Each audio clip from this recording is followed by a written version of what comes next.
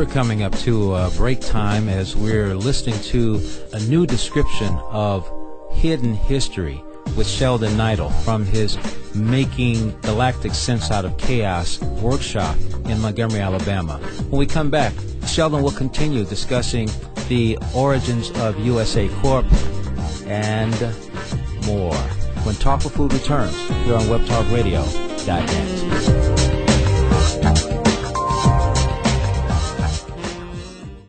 For all Talk for Food listeners, the cat's out the bag. I want to mention a name to you, something that you're going to hear about sooner or later, and you might as well hear it from me. The name is Winalite, W-I-N-A-L-I-T-E, Winalite.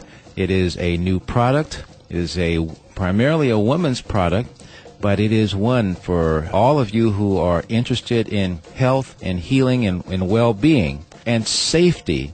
It is a product that will literally change the landscape in women's sanitary napkins. And you're hearing this from a guy who has really been learning much about what women have been experiencing over the last, well, how about generations? I want to invite you to visit my Winalite website. It is philos.mywinalite.biz, B-I-Z. Philos, P-H-A-E-L-O-S .mywinalite.biz. Put your information in and take a free tour, but this is a product that will change it's going to make some changes in a number of different areas, not only in health and well-being, but also in that word called wealth. Take a look, philos.mywinalite.biz. You can contact me from there as well, but it's something you really need to know about. And again, you might as well hear it from me. I've been giving demonstrations of this over the last week to people, and we've had a chance to talk about the situations that this product, this amazing product, addresses. And so now, check it out for yourself and tell others about it as well, because the buzz is spreading. It's just beginning in the U.S. You need to know about this. Winalite, the Love Moon Anion Sanitary Napkins, and you find it at philos.mywinalite.biz. Hi, this is Mary Meadows, and you're listening to Talk for Food on WebTalkRadio.net.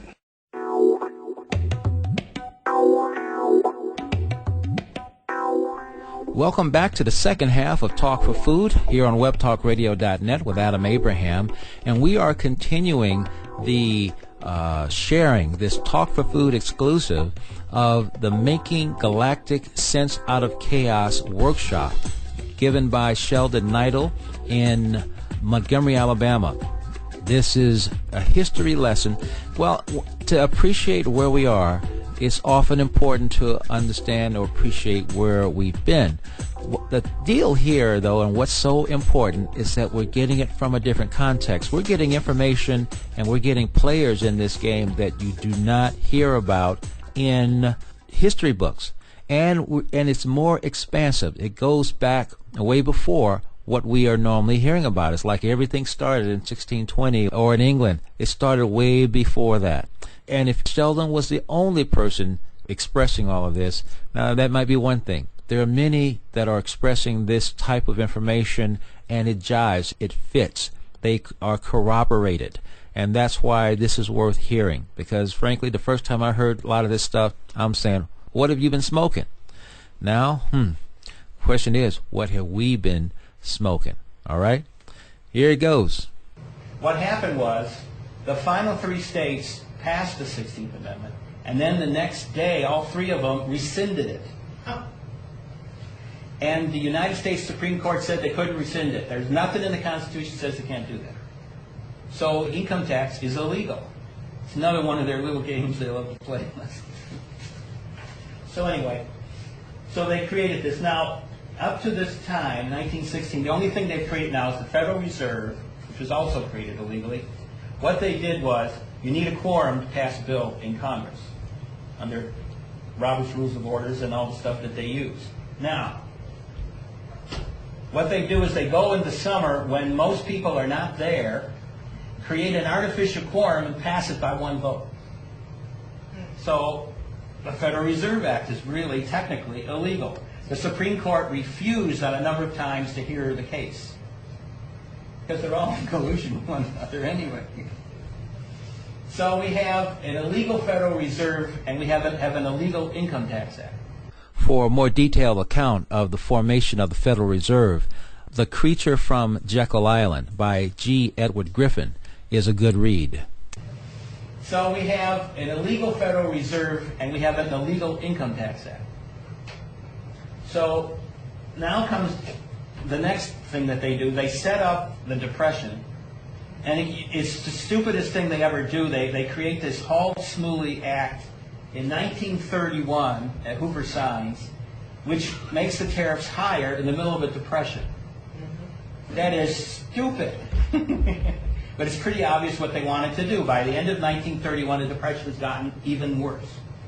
And the same thing to show how these guys are in collusion is, in response to it, England, France, and Germany all pass higher tariffs. Now, why would anybody want to? We're not having tariff wars in the middle of a depression. It's dumb. Any economist could tell you that. What they're doing is they want to make the depression global, and they want to make it bad, super bad, and that's what they do.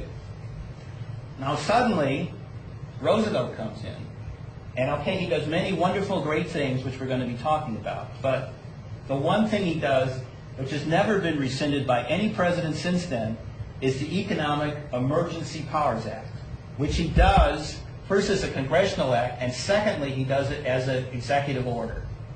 That executive order has not been ever challenged by any president. There's been a lot of them, both parties. What it does really is it sets up this tyrannical republic. It legalizes the final things that lock in this USA, big U, big S, big A that we're talking about. And of course, the Emergency Powers Act went away after 5 years like it was supposed to. But the executive order stayed there. And one was really a stamp of the other. So we have that going on. So it's gathering power, it's gathering strength. You know, the United States before World War II had no standing army. When we went into World War I, we had a draft. After the draft, we went back to where we were before. We had an army of 150,000 men, the 7th largest army on the planet. It was totally underfunded. Over half of all the people in the army didn't have guns. They had to use these wooden things to make like they were shooting. To show they were, and during war exercises, they would put up these papier-mâché tanks and things. It was, or they'd ride around in trucks that would say tank. This was not what we have today. The American people were totally opposed to a giant military power. That's part of being a dictatorship. So after World War II, we're the first time in our history, like after the Civil War, we go from an army of 5 million men to an army of 75,000 in 6 months. And we only kept that army that big because half of them were in the South. The other half were out on the patrol in the West. Otherwise, we probably would have gone back to what we had before the Civil War, which was an army of 50,000 people. That's why during all the wars, even the war of the Spanish-American War, for instance, 3/4 of the troops were volunteers. That's why if you ever see pictures of Roosevelt, it says USD on it.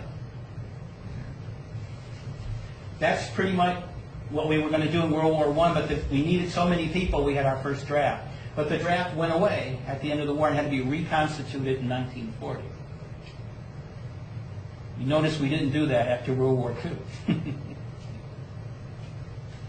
So this period here between 1944 and 1948, for as far as America and what's happening to it, this is really the first stage of what I call the coup against the Republic. And it has to do with UFOs. Starting in 44 and 45, it was pretty well known among just about every major force what the Germans had. And also that there was this stuff running around which was extraterrestrial. They knew about it. They had taken all kinds of things out of the ocean. In 1942, there's a most famous case up in Washington, in Puget Sound, where they recovered a huge saucer. There's another one in Mobile where they did the same thing in 1943.